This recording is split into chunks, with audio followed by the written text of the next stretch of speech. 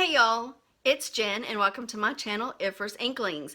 Today's video, we are going to be looking at my Goodreads read books and talking about the top 10 books that I've read that are the highest rated on Goodreads. Hope that makes sense. So before we get into that video, be sure to hit that subscribe button so you can be notified when I post new videos. And let's get into this video.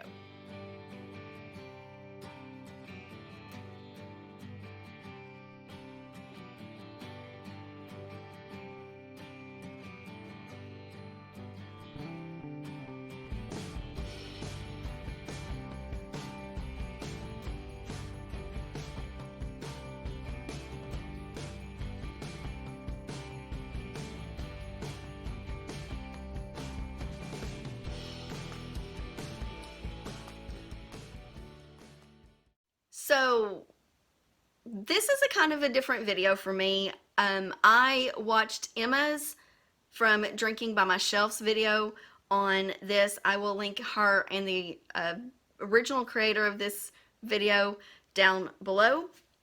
So basically the idea is to take your Goodreads books, sort your read books list, and then talk about the top 10 books as sorted by the highest rated on Goodreads that you have read.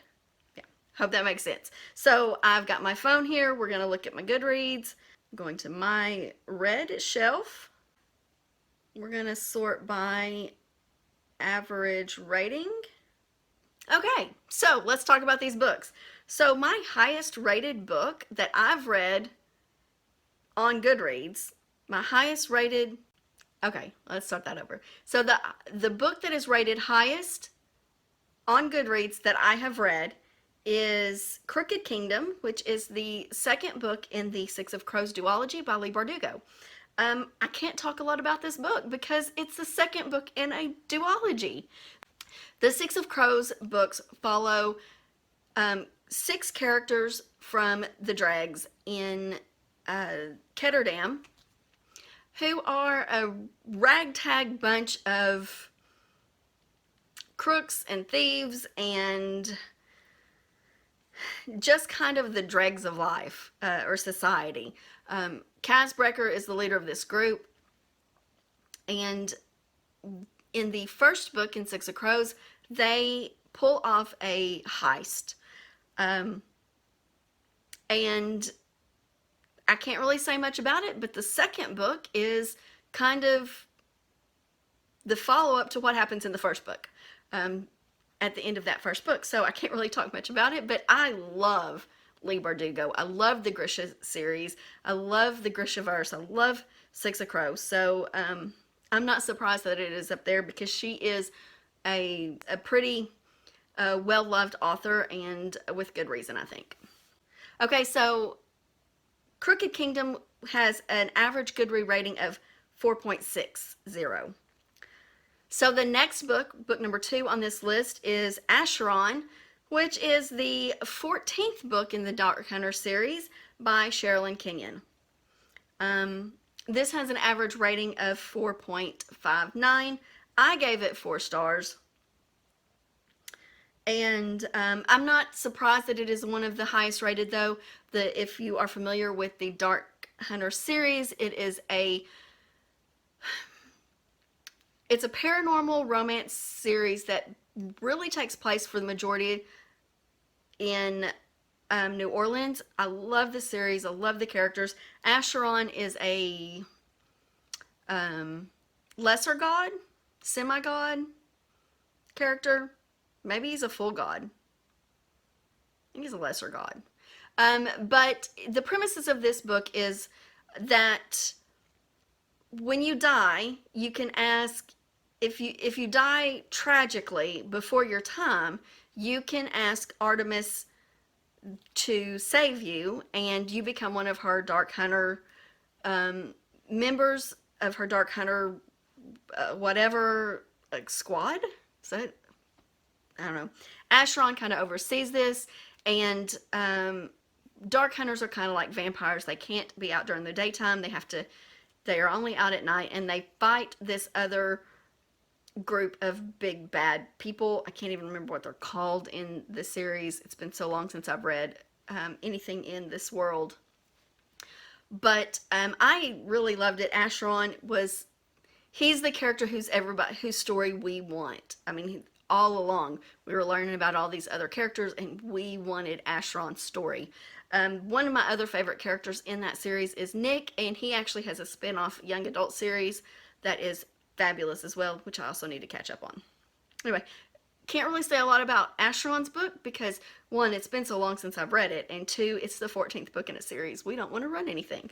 Okay, so the next book, and I actually own most of these books, but I've packed up all of my books that I've read, so I can't show them to you. But so number 3 on the list is The Clockwork Princess, which is the third book in the Infernal Devices series by Cassandra Clare. I'm seeing a pattern here, y'all. This gets an average Goodread rating of 4.58, and I gave it 5 stars when I read it. I love this series. I'm trash for Cassandra Clare.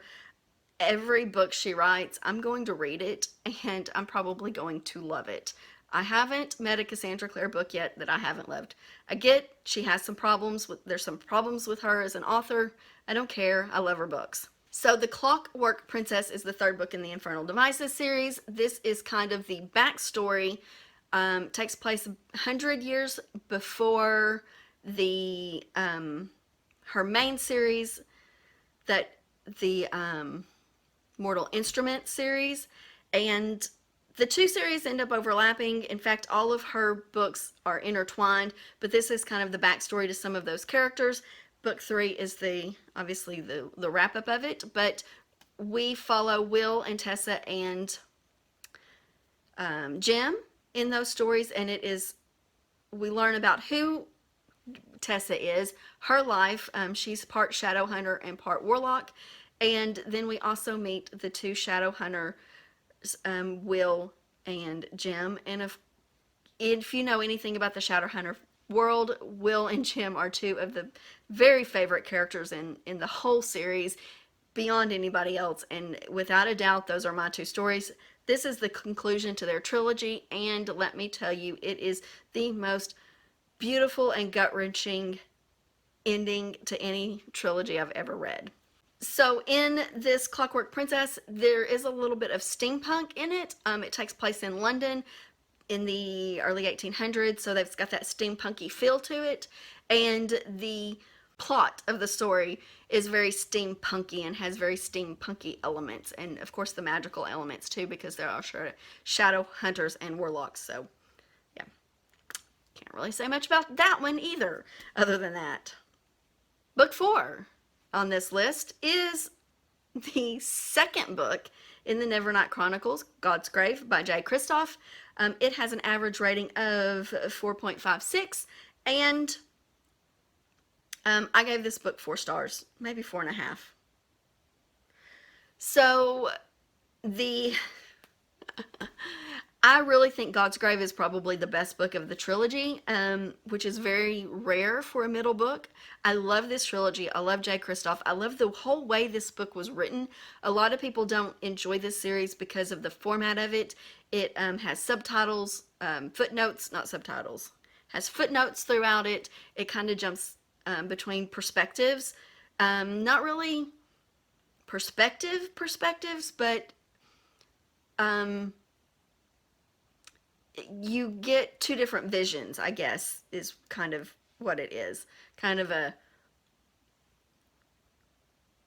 don't know how to explain it. You just gotta read it. It's J. Kristoff. There's a lot of dark humor. This is not young adult in any way. There is a lot of murder and mayhem and blood and guts and sex and inappropriateness and all of the good stuff in a story. Twists and turns and backstabbing and I mean just all kinds of stuff. It's all in there and I love it. But we follow Mia in these books and her quest to avenge her father and avenge her father's death, and of course ultimately the murder of her mother and her little brother. That's all I'm going to say about it. Not surprised again though that it is in the top, well, it's the top 4, because all of these authors and all of these series are very well loved in the book community. So I'm not surprised at all.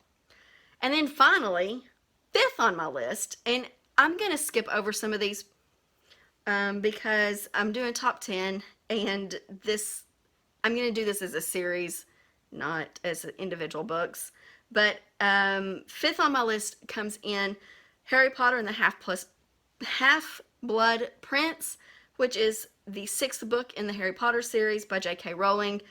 It has an average rating of 4.57.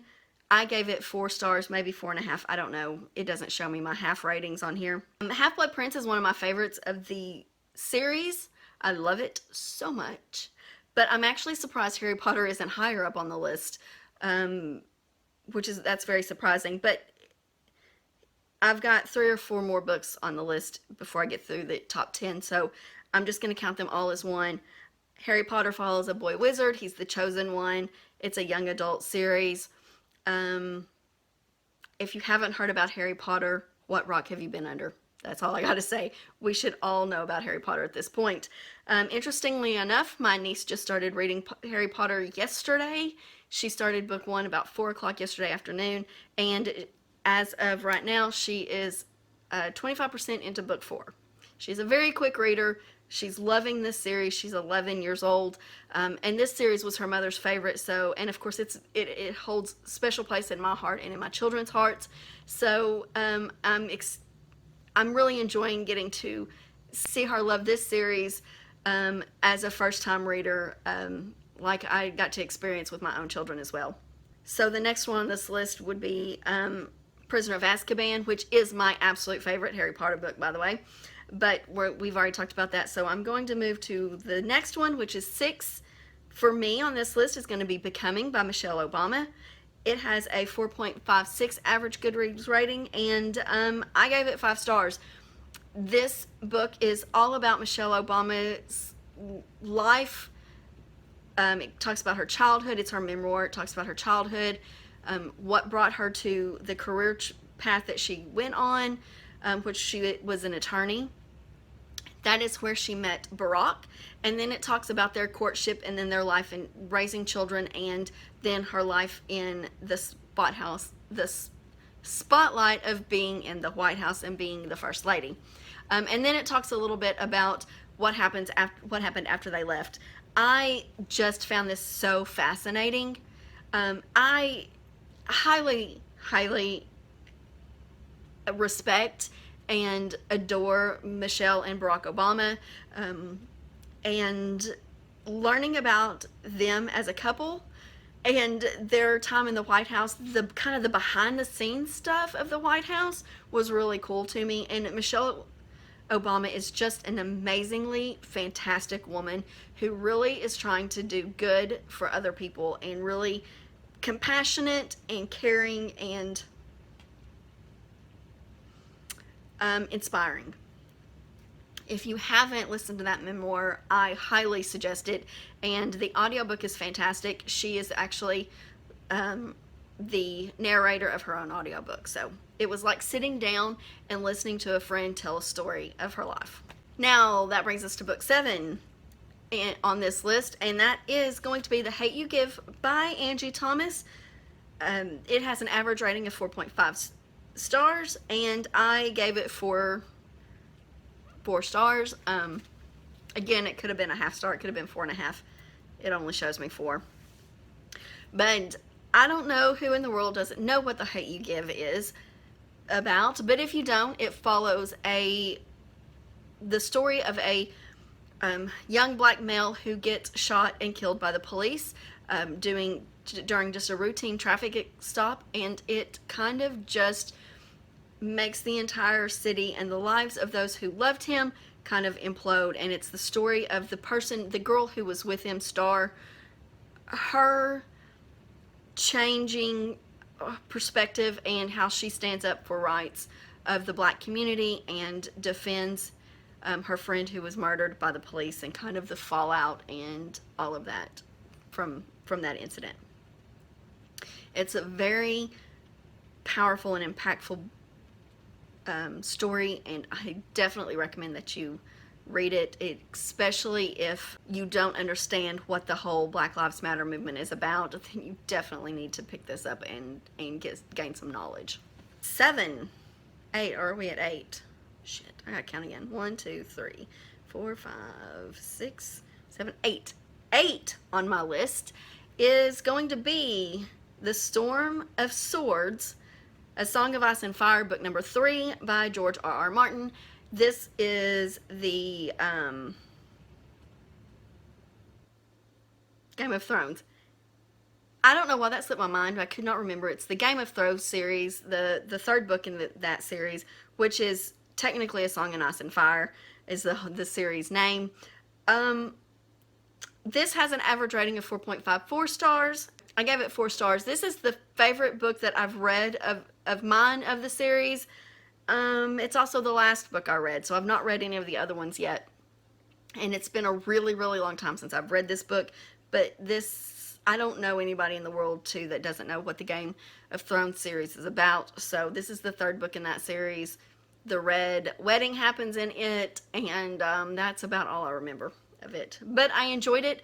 I do not typically enjoy high fantasy, but I really did like, I really have been enjoying this one. I listened to the audiobooks of it because otherwise I'm completely lost, and I just haven't picked up the other ones because they're like 40 hours long. 9 on this list is going to be Obsidio, which is the book 3 of the Illuminate files by Amie, Kaufman, and Kristoff.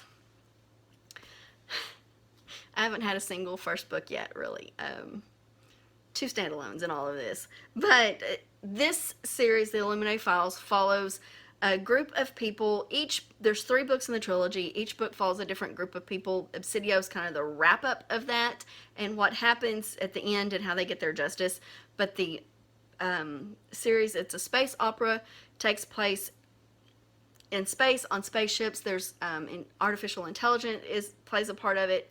And you follow these kids who have to save the world and fight this major corporation who is lying and killing people for their advantage. So we're looking for book number 10 here. The next one on this list here is Harry Potter. Again, number 7, Deathly Hallows. And then we've got another Shadowhunter book. I'm going to skip that. Then we have the Lord of Shadows, which is a Cassandra Clare Dark Artifices book.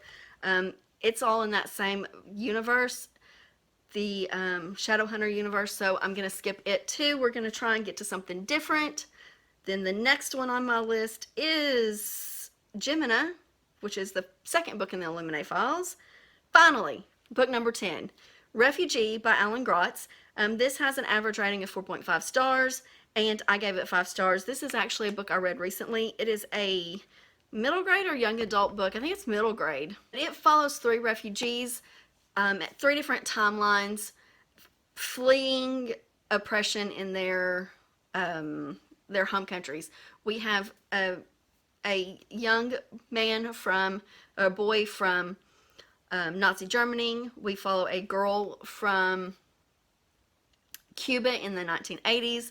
And then we also follow a boy from Syria in the 1990s. So early 2000s. That was when that was. Syrian was early 2000s. So all in all, it follows their stories, and it kind of is told in alternating chapters of their lives, and then in the end, all of their stories end up connecting, and I found that absolutely amazing. But I really enjoyed this story. Enjoy is a bad word. I really found this story to be well told, impactful, and relevant. I mean, obviously in today's climate, we have refugee situation is very, very much in our everyday news stories, what I'm calling it, with the refugees coming from Central America and Mexico. So learning the stories about these refugees coming from these horrific times in the history of the world, of our world, was really meaningful and impactful. And with the exception of the Nazi Germany in the 1930s, I remember all the refugees fleeing into Miami from Cuba in the 1980s, fleeing Fidel Castro. I remember obviously the Syrian war and the refugees fleeing Syria in the early 2000s because of that war. So all of these three events I really know a lot about, too, from actually watching TV live on it.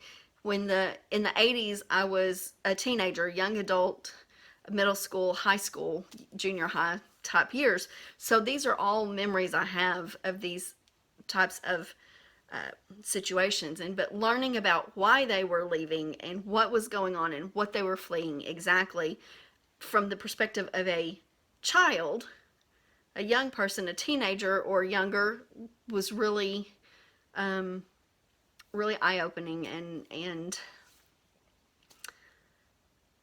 sad, and just all of the things that we have put these children through in life, that children have gone through, these horrific experiences. You know, being in the United States, we are privileged. My children don't have to worry about that. We might, I can't say that, but it's so far, that's not an experience I've had. I've always been free. I've always been relatively safe. I'm not fleeing war. So, yeah, it was real eye-opening and really tragic and sad and devastating to read about. Whew. So that's it. That concludes the top 10 books. The 10 highest rated books on Goodreads that I've read. So let me know in the comments below if you have read these books or these series. Most of these were series. If you have, let me know what you thought about them. Where do they rank on your list of books that you've read? That you put them in the top 10?